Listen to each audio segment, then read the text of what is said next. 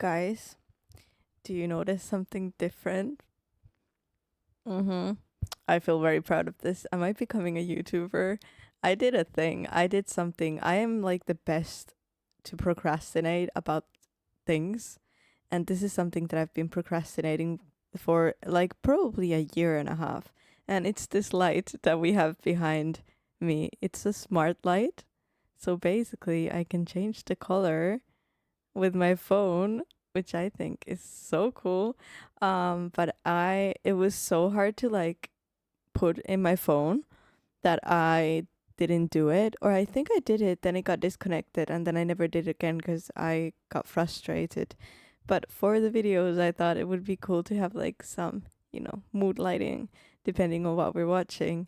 And so I put it back there. I don't know. What do you guys think? I'm feeling pretty proud. We don't have like a little studio yet, which I'm really excited to make one day, and upgrade, my camera and everything. But it's a small step forward on my little journey. We have mood lighting. This is exciting, guys.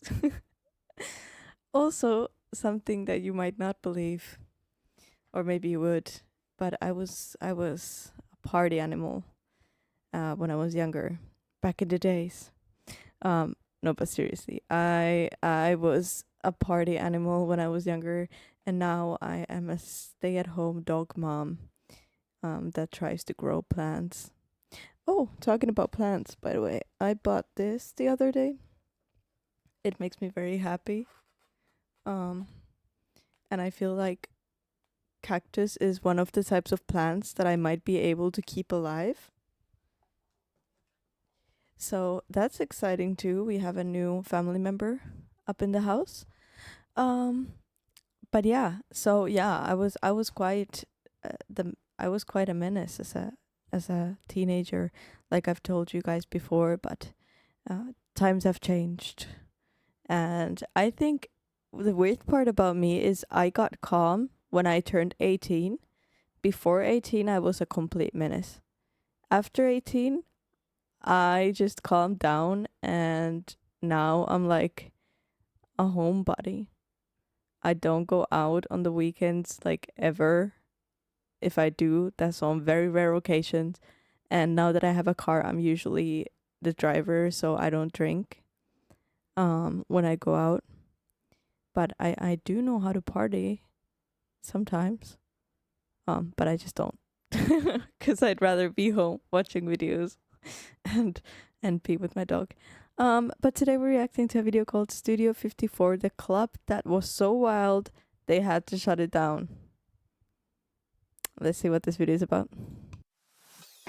In the long line of historical decadence and self-indulgence, after Rome's downfall and the Great Gatsby's green light, there existed a place called Studio 54. For 33 incandescent months, this New York City nightclub became a glittering vortex of excess, hedonism, and people who didn't need to be told twice about the merits of a good party. If Studio 54 was a church, then its founders, Steve Rubel and Ian Schrager, were its high priests, officiating a nightly mass of disco, decadence, and dubious decision-making. So, today we're opening the VIP room to some of the craziest stories about Studio 54. But before we get this party started, make sure you've subscribed to the Weird History channel. After that, leave us a comment and let us know what other nightlife ne'er-do-wells you want to hear about. Now, try to forget everything you saw in that Mike Myers movie. No, who am I kidding? Nobody saw that.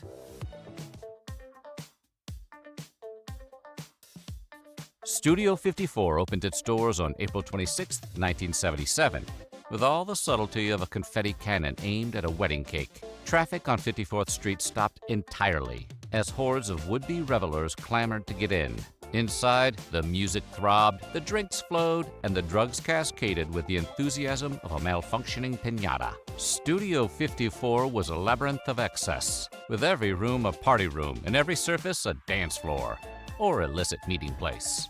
The architecture itself was a metaphor for the club's ethos: bold, unapologetic, and very good at keeping secrets. As Richie Notar, a busboy turned chronicler of Studio 54's heyday, put it, "You wouldn't believe the things these guys used to find. Jewels, pills, money, cashmere scarves, a camera with an ounce of coke in it." And he didn't mean soda pop. Singer Grace Jones, who spent enough time in Studio 54 to qualify as part of the furniture, recalled the infamous basement, a dimly lit wonderland of mattresses where celebrities descended for more intimate escapades. Upstairs, the rubber room offered similar opportunities for exploration, with walls designed for easy cleaning. If you just asked, cleaning what?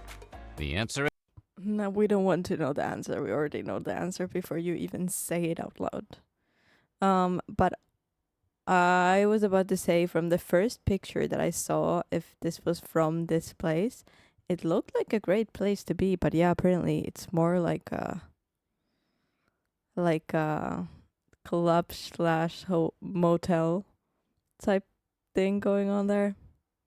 So I am not surprised if it got shut down. Just go home, people. Just there's usually a cab stop at like when you go out of any place. Yeah, just take a cab. Go home. Don't do that. Easy clean walls. Ew.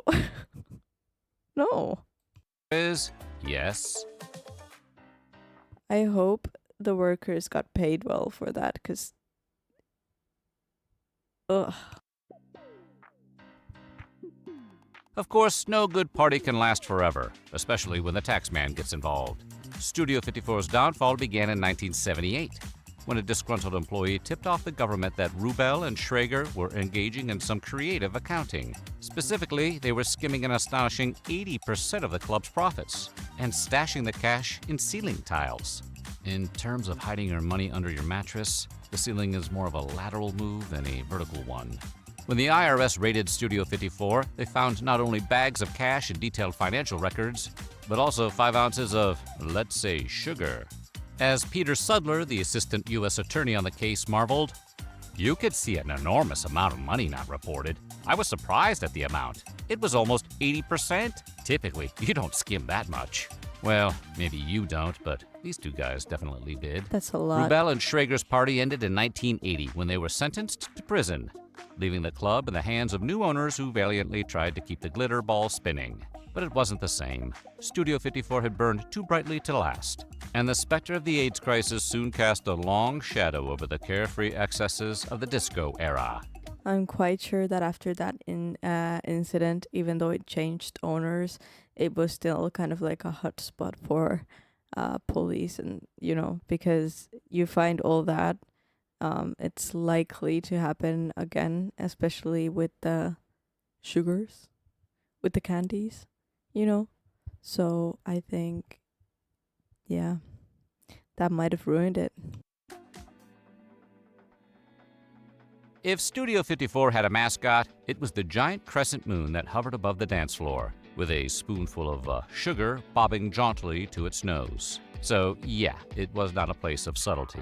Poppers were practically passed out with the napkins, and cocaine was as ubiquitous as sequins. Owner Steve Rubel reportedly kept Quaaludes on hand as party favors, and his successor, Mark Fleischman, greeted celebrities with gold straws and $100 bills rolled tighter than a 1970s perm. Again, you left your subtlety in the cab out front, or even further away if you rode up in a limousine. Yet for all the tales of substance-fueled debauchery, not everyone remembers Studio 54 as a den of iniquity. Some insist it was, at its heart, about the music, the dancing, and the sense of freedom that came from being in a place where all the usual rules didn't apply.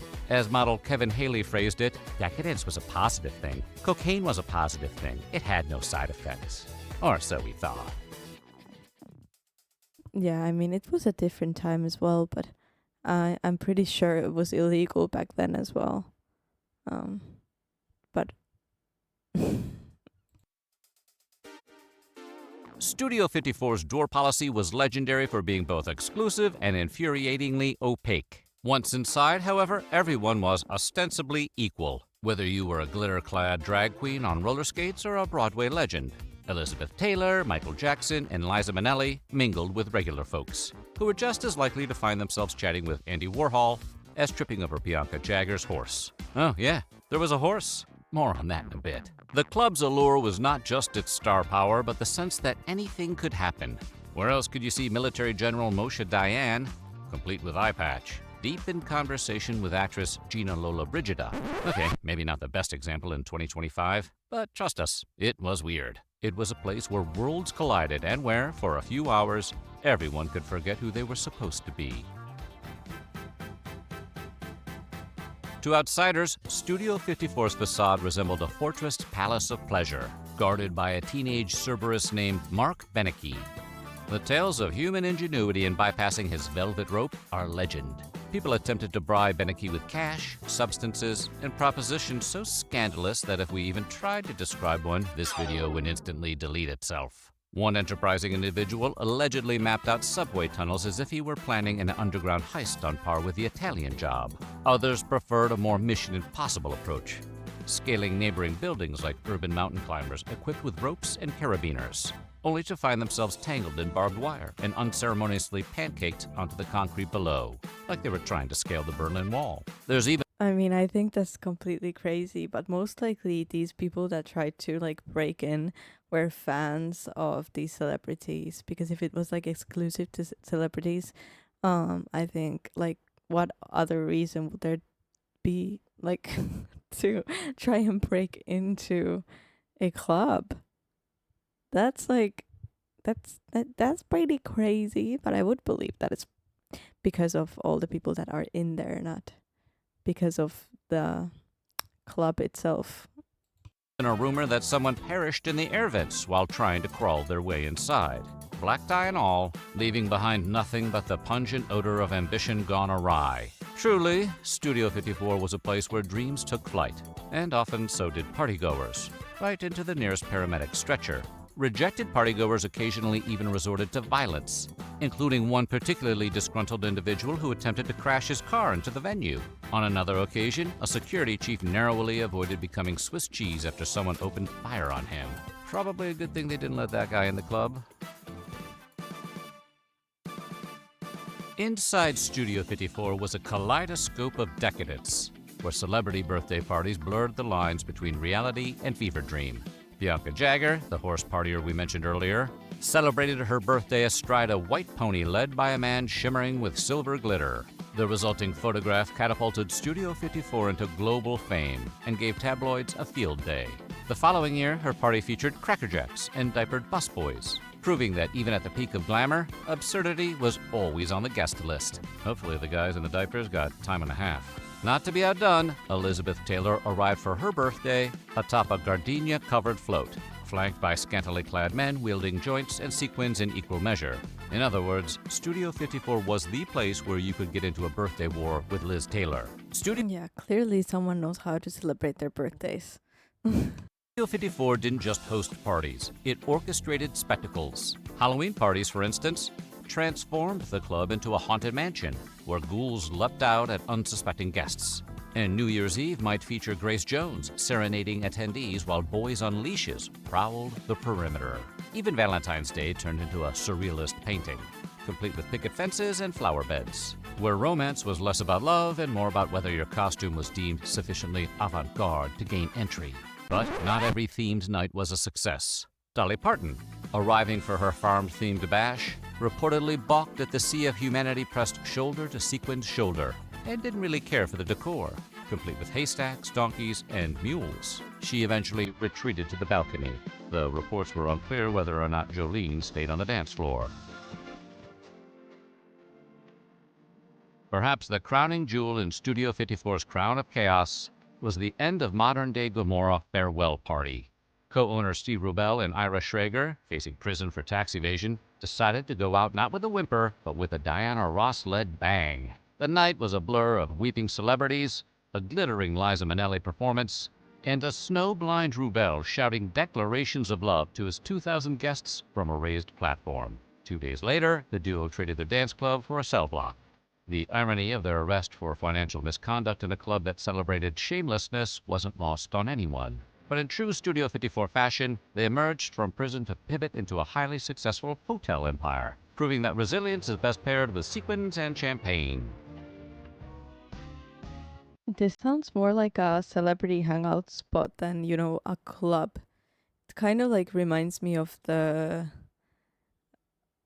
um the white parties, kind of. Like it gives off that vibe.